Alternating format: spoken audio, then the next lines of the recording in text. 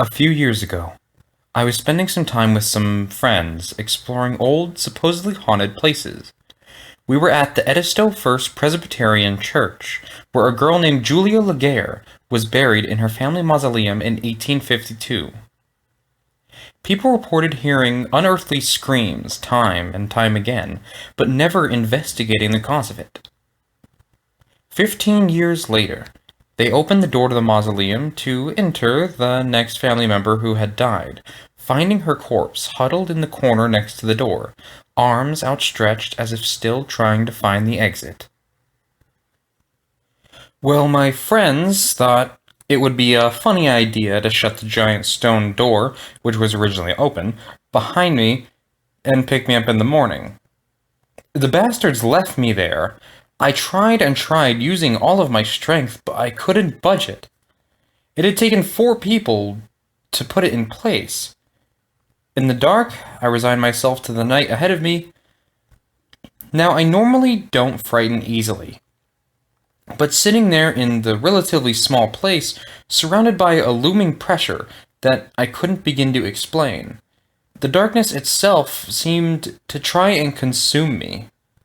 From all around, it felt like weight was pressing against my skin, making even breathing hard. I sat in the dark what must have been for hours. Then I heard scratches. They were faint at first. I was sure it was just my imagination, but soon they became more and more frantic as time passed. I huddled up in one of the corners farthest from the door, and tried to cover my ears, but nothing stopped the growing cacophony. This all may have lasted for a few minutes, but each second was an unbearable eternity. Then a loud scream echoed through the darkness. It was a wail of unrestrained pain and fear. The scratching stopped. For the first time, I could distinctly make out the sound of a girl sobbing to herself. The pitiful gasp of one without a shred of hope left. I felt such sorrow at the moment, such pain, that I think I forgot how to be afraid. In my heart, all of her suffering seemed to resonate.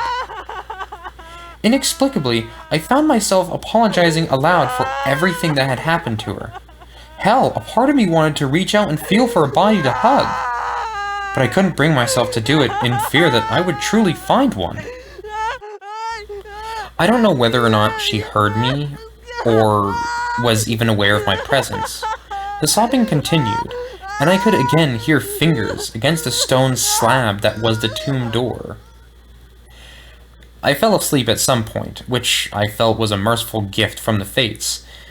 I'm not sure how long I was out, but I was awoken by a loud and powerful thud as the door slammed against the ground outside. I could tell from the light gray outside that daybreak was near, so I must have slept for at least a few hours. I stumbled outside and went to a small, unlocked prayer house. I think previously it was a segregated mini-church, but regardless, I leaned against the door and waited nervously until my friends arrived.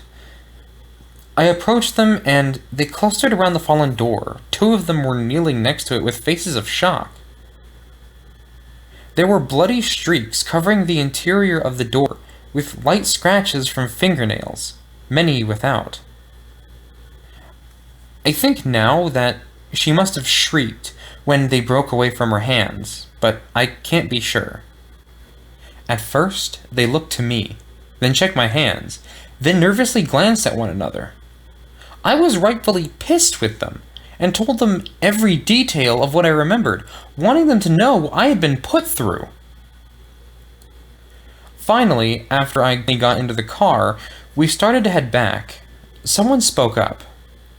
My friend said to me, "We were afraid to say anything, but look at your face." I later found out that many times people had tried to permanently seal the entrance to the mausoleum, including heavy enough locks and chains that it would require heavy equipment to remove it, only to have it found torn open with the door lying on the ground once more. This was in the 1980s, the last attempt of many through the decades. It seemed like some force was ensuring that it was impossible to ever repeat the mistakes of the past. This is something I am understandably quite grateful for. But to this day, I am chilled to the bone when I think of what happened that night. When I reached from the back seat and adjusted the rearview mirror, I saw that there was blood caked on my face. Just like the streaks upon the stone slab, they were dark red lines on either side, as if someone had gently cradled my face with torn fingers as I slept that night. Feeling the warmth of another for the first time in over 100 years.